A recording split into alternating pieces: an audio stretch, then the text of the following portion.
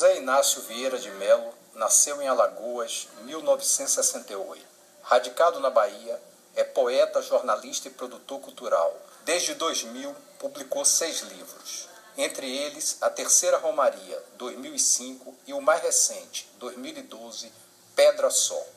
Essa coisa da literatura em minha vida é muito intuitivo. É porque em minha casa assim, não havia livros, né? A cultura da leitura.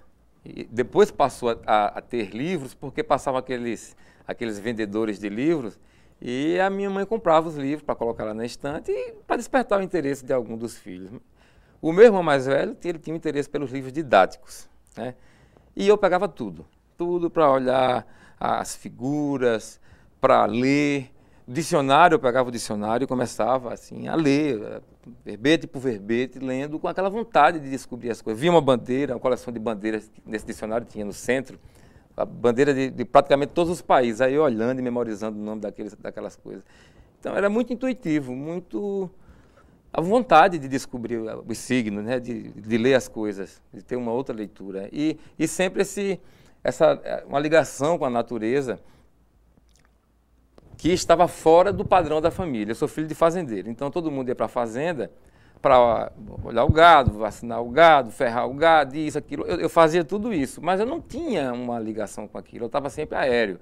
Tanto é que a minha vida toda, o período que eu vivi em casa, eu escutava do meu pai. Esse menino é todo diferente dos outros. E era mesmo, porque eu estava ali sentindo o canto do passarinho, não gostava do passarinho preso na gaiola, gostava do voo do passarinho, e ele cantando livre. E esses livros foram chegando lá em casa, minha mãe comprando e tal, e um certo dia eu peguei lá 4 tomos com 2 poetas românticos, que é o Castro Alves e o Gonçalves Dias. Então, saí lendo tudo e encantado com aquilo. Então, essa foi a minha primeira leitura, né? Em seguida, já com 12, 13 anos, eu passei a ter uma ligação muito forte com a música popular brasileira. Sobretudo com os cantores que surgiram nos anos 70, lá no Nordeste, né? Aqui é Nordeste, Bahia, mas é porque a Bahia é diferente do resto do Nordeste. E então eu tinha uma ligação muito grande com o Fagner, com o Zé Ramalho, Alceu Valença, né? Pegava lá os discos do Fagner, tinha Fagner musicando poemas de Cecília Meirelles, Ferreira Goulart, Flor Bela Espanca, Rafael Alberti e vários outros poetas brasileiros e hispânicos. Então isso... E o Zé Ramalho, aquela forma dele cantar, recitando. O jeito que eu recito hoje em dia tem muito do Zé Ramalho, que eu aprendi com ele, né? O Alceu, musicando Ascenso Ferreira e outros poetas pernambucanos. Então, a música popular me trouxe também a poesia, de uma maneira mais assim. Porque eu via lá determinado cantor musicando determinado poeta, eu ia até a livraria Caetés, em Maceió, porque eu morava em Arapiraca nesse momento, lá em Alagoas, e não tinha livraria com esses livros de poesia. Então, estava lá, o Fagner musicou um poema de Ferreira Goulart. Cheguei na livraria Caetés, qual foi o livro de Ferreira Goulart que eu encontrei? O Poema Sujo. Quando eu comecei a ler aquilo, fiquei assustado, muito assustado, era uma revolução para mim, um menino de 13, 14 anos, né? Lendo aquele poeta Ferreira Goulart.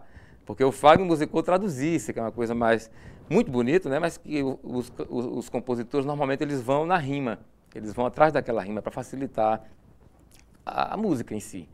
Então, o início foi por aí, né? E, claro, morando no interior de Alagoas, na cidade de Arapiraca, onde tem uma das maiores feiras livres da América Latina, e sendo filho de fazendeiro, convivendo com vaqueiros, então os repentistas, os cordelistas e os vaqueiros tiveram uma influência muito grande na minha formação. Os vaqueiros com o aboio, né? O canto do vaqueiro é o aboio. Então, até hoje, a minha maneira de dizer poesia é com aboio. Sempre eu recito um poema, 2, e jogo um aboio, porque é uma coisa xamânica, ali convocando toda a ancestralidade, os meus avós, os meus tios, esses vaqueiros que são parentes, a maioria deles, eles aparecem todos ali, me dão uma força muito grande. Eu me sinto... E a coisa funciona mesmo, porque o público fica muito concentrado naquilo que eu estou fazendo. Eu digo isso por uma experiência de estar viajando muito pelo Brasil, de ser chamado constantemente. E não é para falar de poesia, é mais para dizer poesia, por conta dessa coisa xamânica que o canto tem e que está dentro da minha poesia. O canto que eu falo é o aboio. Meu pensamento é um cavalo que voa muito ligeiro, viaja pelos espaços, passarinho catingueiro. No aconchego dos teus braços, quer estar o tempo inteiro. No aconchego dos teus braços, quero estar o tempo inteiro. Cada poema que faço é sempre uma oração. Com a força da natureza, estou sempre em comunhão. Pra merecer teu abraço no portal do coração, pra receber teu abraço no portal do coração. Lararaie, laraiê, lararaie, laraiá. Lararaie, laraiê, laraiê, lararaiá. Lararaie, laraiê, leraiê, lararaiá. Pelas estradas do mundo, com sentimento aberto, meu espírito reluz quando você está por perto. Você comigo avoando, é bênção do universo. Você comigo avoando, ser feliz é rumo certo. Lararaie, laraiê, lararaie, laraiá. Lararaie, laraiê, laraiê, lararaiá. Lararaie, laraiê, laraiê, laraiê. Sabe, moça da encruzilhada, quando te encontrei, foi um assombro. Tu trazias estampada no semblante a indagação que me acompanha. O mais espantoso é que também eras a resposta que sempre busquei. Não aquela resposta exata, matemática. A verdade que tua chegada me trouxe foi a das abelhas unindo no romper da aurora em busca do mel das flores das algarobeiras. Foi a dos cavalos galopando na boca da noite, sonhando com touceiras de capim e éguas luzidias. Ah, moça, tu estás no centro da rosa dos ventos. Para onde deres o passo, é caminho o que há. A gente olha para cima e não vê limite. É tudo um azulão que não acaba mais. Mas basta dar meio dia, o limite aparece. E não é longe não, bem na boca do estômago. Sabe, vou te dar um chapéu do tamanho do céu, que é para te proteger dos devaneios solares e para que todos te percebam e apontem para ti. Olha lá, moça, que sombreia o mundo. E todos vão te olhar, e todos vão te aplaudir, e o arco-íris vai ficar preto e branco de inveja. Aí, um passarinho desses bem miudinhos, que trazem uma sanfona de 120 no peito, vai aparecer e assobiar uma cantiga doce. E a gente, espiando dentro dos olhos, começa a sentir um monte de estrelas pipocar. É isso. Quando te encontrei, nasci.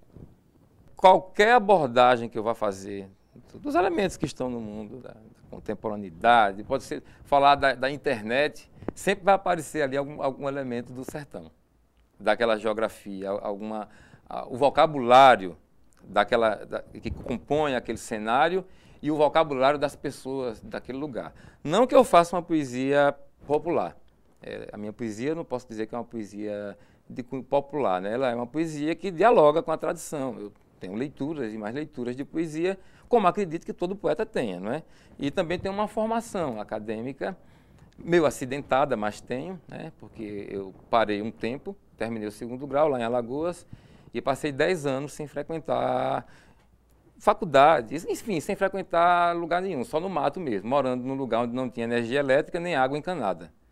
Aí depois, já com 30 anos, eu senti necessidade de voltar a estudar. Foi quando eu saí de Maracás, aqui na Bahia. Eu cheguei à Bahia em 1988, passei uma década nessa região. Aí eu vim para Salvador e fiz o curso de comunicação, na Faculdade de Comunicação da Universidade Federal da Bahia. E aí, quando eu cheguei aqui, já cheguei com um monte de ideia, poemas ruins, na sua grande maioria, mas cheguei com aquela vontade de participar do cenário e procurando as pessoas. Não conhecia absolutamente ninguém, não conhecia praticamente nada da poesia contemporânea da Bahia. Nunca tinha escutado falar em Miriam Fraga, em Ruiz Pinheiro Filho, Flores Oswaldo. Nunca na minha vida tinha ouvido falar desse pessoal. Entendeu? Mas chegando aqui de imediato, eu já fui procurando. E não procurava as pessoas, procurava os livros, né? E em seguida, claro, frequentando os lançamentos, os eventos, a gente foi se aproximando desses escritores, sendo hoje, assim, amigo da maioria deles, entendeu? Tenho essa satisfação de ser amigo dos escritores, dos poetas que eu admiro.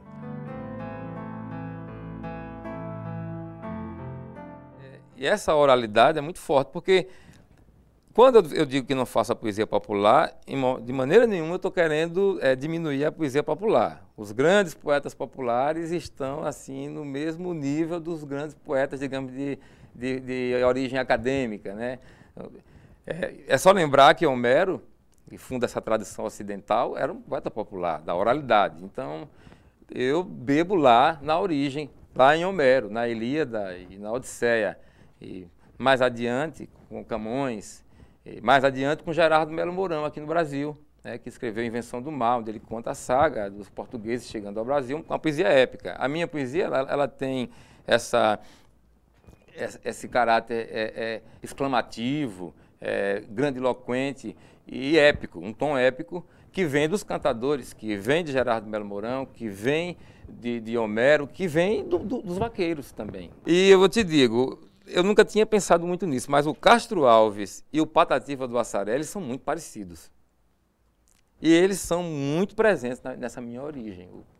E o Patativa do Assaré considerava o Castro Alves o maior poeta de todos os tempos. Ele dizia o tempo todo.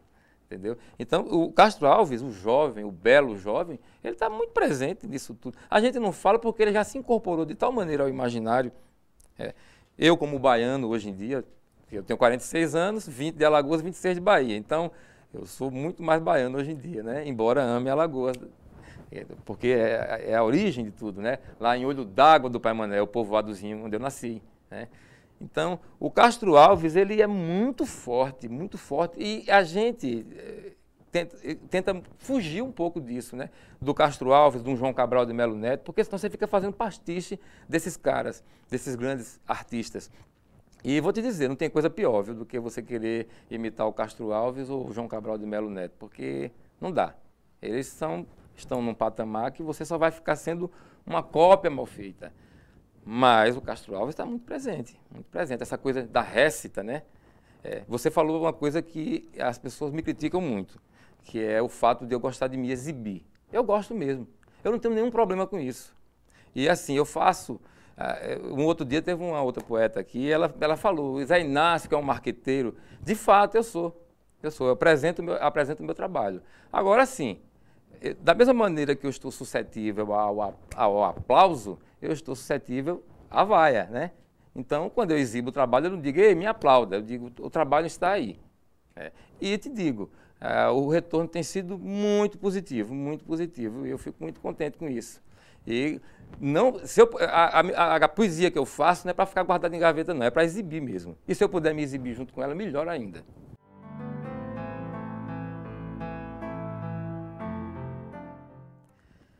Olha, eu penso que até agora, nesse momento, esses jovens poetas de 18, 20 anos, com todas essas possibilidades de blogs, sites e tudo mais, que tem um alcance bem maior do que o livro propriamente dito, mesmo assim, eles só se sentem realizados quando tem o livro publicado, o livro lá para folhear.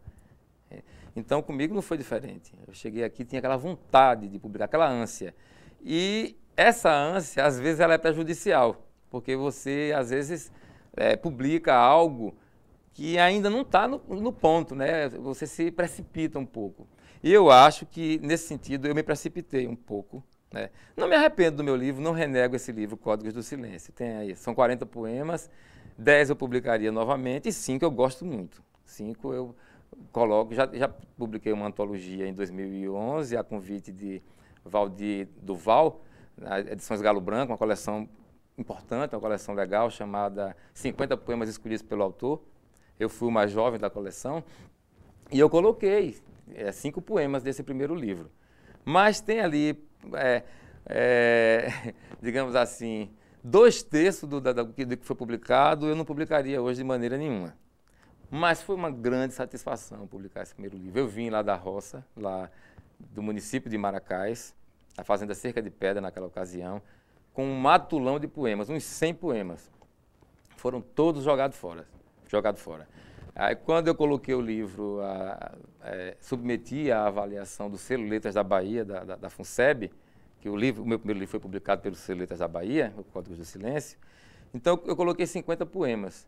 O livro foi aprovado, mas veio um parecer fazendo alguma restrição, pedindo que eu revisse e tirasse alguns poemas. Daqueles 50, eu só deixei 15 e coloquei 25 novos, fechando 40. E não sabia que título dar ao livro. A princípio, coloquei Jardim dos Mandacarus. Aí mandei para Gerardo Melo Mourão, que eu tive a satisfação de conhecer aqui em 98, num projeto coordenado por Geraldo Maia, chamava-se Música Erudita e Poesia Nossa de Cada Dia. Trazia, acho que a cada 15 dias, um poeta de fora e um poeta da Bahia. Foi um projeto maravilhoso, foi quando eu tive a oportunidade de conhecer vários poetas com os quais até hoje eu me relaciono. E com Gerardo foi até a sua morte. Pois bem, então eu mandei os poemas para Gerardo e ele disse, não vamos colocar esse título, não. Vamos colocar um outro título. O título está no primeiro poema do livro, que é um belo poema. O nome do poema é Registro da Fala do Silêncio. Ele disse, vamos colocar Códigos do Silêncio. De pronto eu aceitei. E ele disse, e o prefácio eu faço. E a melhor coisa que tem no meu primeiro livro é o prefácio, de Gerardo Melo Mourão. Não tenho dúvida disso.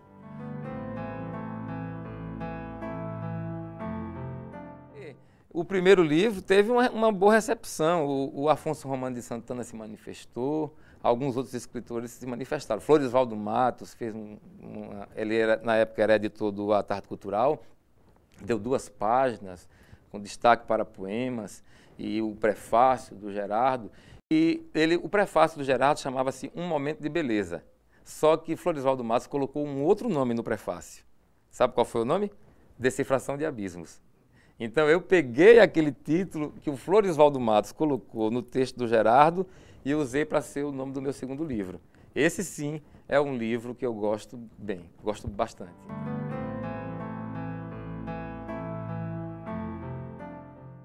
Antes da publicação da Terceira Romaria, eu organizei uma antologia chamada Concerto Lírico a 15 Vozes, onde eu reúno 15 nomes de destaque da minha geração.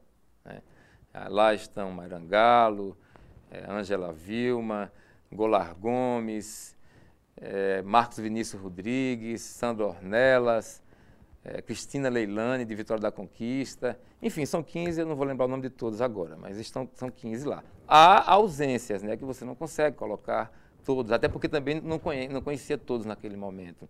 Uma ausência que eu percebo assim é a de Rita Santana, que era uma poeta que poderia estar muito bem lá conosco, que é da nossa geração, da minha faixa. A Cátia Borges está presente nesse livro. Então foi um livro que teve uma repercussão legal. Isso em 2004.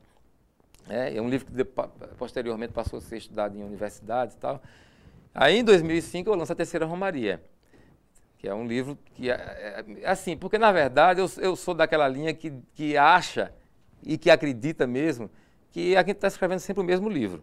Então, a maturidade é que vai possibilitando com que as coisas vão tendo um formato mais agradável, que naquele momento convença mais o poeta a publicar, porque eu sou assim, naquele momento tem que me convencer. Publiquei. 2, 3 semanas depois eu já vejo coisa que eu modificaria. Eu nunca estou satisfeito com aquilo que está publicado, compreende? Então, mas a Terceira Romaria foi um livro que me abriu muitas portas. Eu ganhei um prêmio lá em Sergipe, um prêmio importante, e foi muito legal. E aí, a partir daí, é que eu começo a ser convidado a participar de eventos fora da Bahia, de bienais, dessas festas literárias que começavam a surgir por todo o Brasil, muito por conta da Flip, né, que é a precursora dessa movimentação toda. Em 2006, eu fui convidado para ir para a Bienal do Livro do Ceará, e de Pernambuco e do Ceará, logo em seguida. E lá chegando, encontrei com o Raimundo Gadelha, que é o editor da Escrituras, uma editora de médio porte lá de São Paulo. Aí quando ele me viu, ele disse: Zé Inácio, eu conheço o seu trabalho, conheço o seu livro A Terceira Romaria, quero publicar um livro seu. Você tem um livro pronto? Eu falei: tenho. Só que eu não tinha um livro pronto. Mas eu não podia perder aquela oportunidade. Ele disse: então tá bom. daqui a 3 meses você manda para mim no máximo. Aí isso era em fevereiro, final de fevereiro. Ele começa a cobrar e eu não tinha o livro pronto. Eu digo, meu Deus, e agora? E fiquei protelando. Quando foi no final do mês de abril, ele falou, olha, eu preciso que você mande o livro. Aí eu tinha material, juntei, e foi um livro fino, com 40 poemas, mas a média dos meus livros eram sempre 40 poemas. Esse número 40 é um número que me persegue, é um número que eu gosto, é um número emblemático na minha vida, que eu na vida da nossa família, dos meus irmãos. Porque 40 é o ano de nascimento do meu pai. E meu pai, como eu falei, ele é criador de gado, então nós ferrávamos muito gado, ferramos até hoje muito gado com o ferro 40. Que é a marca do meu pai. Então, o número 40 é um número poderoso para a gente, entendeu? Aí, sim, eu estava falando de que mesmo? Da Infância do Centauro, né?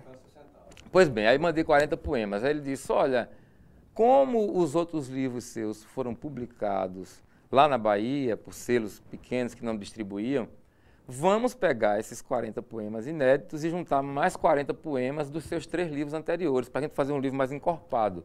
E para que as pessoas tenham uma noção da sua poética. Eu achei aquilo maravilhoso, era tudo que eu queria, né? Então, foi feito um livro com o dobro do que eu pensava de poemas, né? A Infância do Centauro.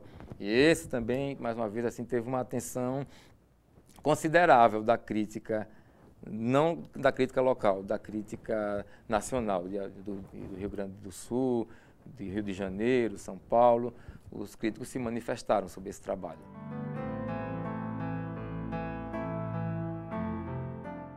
O Roseiral foi um livro que eu submeti ao edital da Fundação Pedro Calmon. Na época era da Fundação Pedro Calmon. Não sei se ainda os editais de literatura estão da Fundação Pedro Calmon. E junto com o de Cátia Borges e de um outro jovem poeta chamado Alexandre Coutinho, nós fomos contemplados em poesia, nós 3. O Alexandre, infelizmente, o ano passado ele nos deixou, né?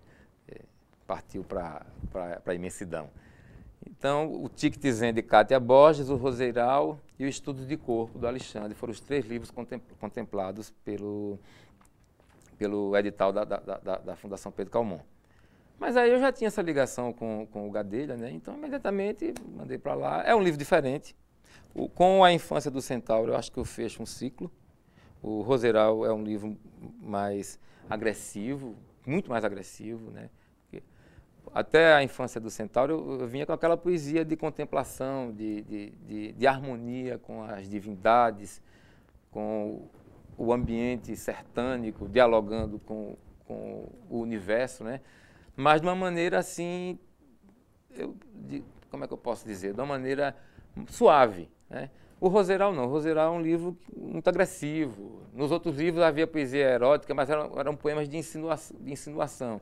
O Roseiral não, os poemas dizem mesmo as coisas do jeito que as pessoas dizem na hora que estão amando, no momento do êxtase. É um livro que não tem medo de vocabulário nenhum, toda palavra cabe dentro do Roseiral. Entendeu? Ele pega as palavras ditas de baixo calão, que estão ali no limbo, e tenta colocar num nível de tensão estética e resgatar a poeticidade desse vocábulo, de cada vocábulo que eu coloco ali naquele livro. É uma proposta bem diferente dos livros anteriores.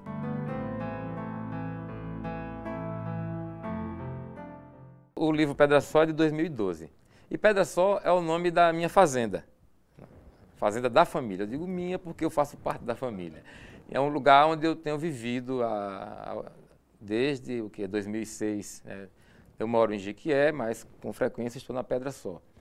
Mas o Pedra Só, o livro Pedra Só, ele fala de um entrelugar, não é da fazenda propriamente dita, é de um reino que o poeta inventa para juntar tudo aquilo que ele viveu e que está vivendo e inventar novas coisas. Então ali estão todos os vaqueiros, estão todos os poetas misturados, a polifonia, vozes e vozes gritando dentro do meu silêncio e eu garatujando meus versos, né, para inventar o Pedra Só.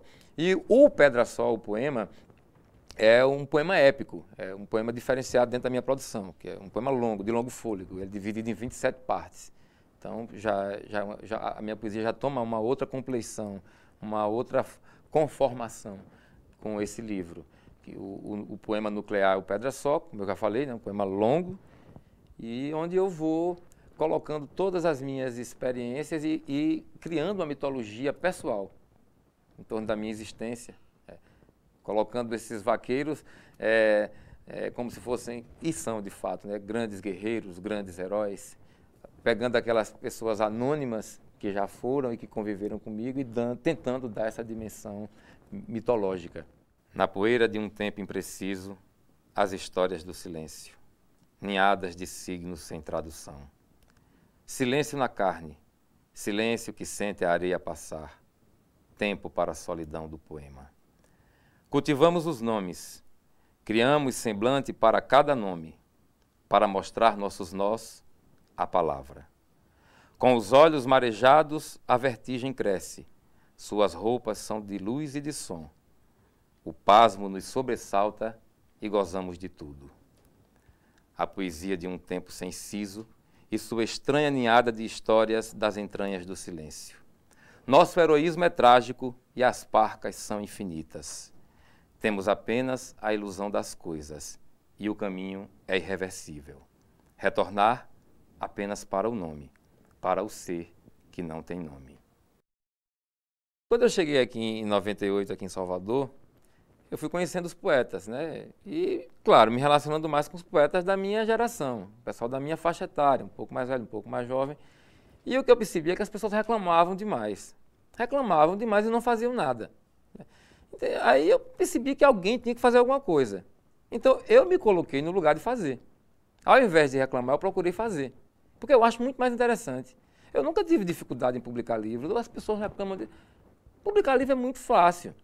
Muito fácil. O difícil é distribuir. E hoje eu não estou tendo mais essa dificuldade, porque estou numa editora que faz isso muito bem com o meu trabalho, entendeu? Então, quando eu vi, eu digo, não, a gente tem que fazer alguma coisa. Os poetas bons, mas todo mundo trancado em seu gabinete ou em seu quarto, em sua casa, aqueles poemas guardados, engavetados, tendo dificuldade. Vamos criar um projeto para a gente mostrar nossa poesia. A gente chama o Ruiz Pinheira Filho e chama o Cláudio Portugal, mas vamos chamar quem não tem livro publicado também. Bota um junto do outro, entendeu? Vamos fazer uma movimentação aí. Vamos começar o nosso tempo. Ao invés de reclamar, vamos fazer alguma coisa. Então, desde o início procurando. Vai no colégio, pede um patrocínio, vamos fazer um projeto. Fizemos um projeto muito legal em 2001 chamado A Voz do Poeta, no Colégio Cândido Portinari. Enchia de gente. Por quê? Porque eu pegava um poeta para falar, um poeta baiano contemporâneo, né, da Bahia, para falar de um poeta que estava sendo cobrado no vestibular. Então isso despertava o interesse dos estudantes, né, iam para lá para ouvir mais, na verdade, aquele poeta que ia ser cobrado no vestibular. Entende?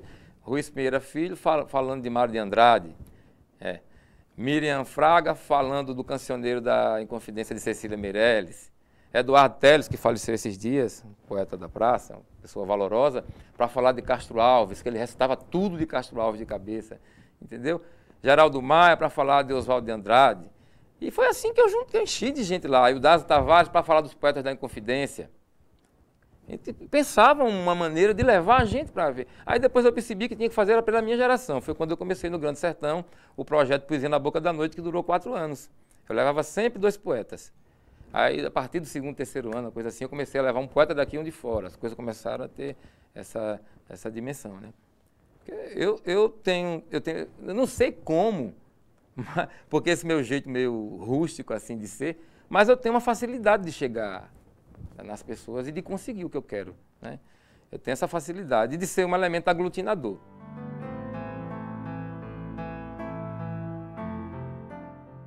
O blog hoje tornou-se uma ferramenta assim já meio antiga, né? Já não está tendo a dinâmica que eu gosto. Na verdade, onde eu me movimento e movimento mais as coisas é no Facebook. Eu estou lá sempre, quando eu estou na cidade é 24 horas por dia ligado lá. Eu não estou ali o tempo todo, mas está ali. As pessoas mandam mil uma coisa, entendeu? Eu estou ali dialogando, mandando poemas. Hoje mesmo me atrasei um pouco ao sair de Jiquié para vir para cá, porque eu estava prestando uma homenagem a Jorge de Lima. Eu lembrei que era aniversário de Jorge de Lima, então eu tinha que fazer alguma coisa. Então de 6 até umas 8h30 eu estava lá bolando, pegando a imagem de Jorge de Lima, pegando um desenho dele, que ele também era pintor e tal, e pegando o poema A Lanterna é uma Cabeça e montando alguma coisa e distribuindo para as pessoas. Não podemos deixar de festejar esses grandes poetas, entendeu? Então, eu estou sempre lá, antenado o tempo todo. Como se não bastasse ter um mailing com 4.000 pessoas, tá? Eu mando, coloco na rede social, mando pelo mail, posto no meu blog. Então, o tempo todo as coisas dessa dinâmica, né, acontecendo. A Assembleia Literatura conversou com José Inácio Vieira de Mello, escritor, essencialmente poeta. Canal Assembleia, aqui você vê a literatura.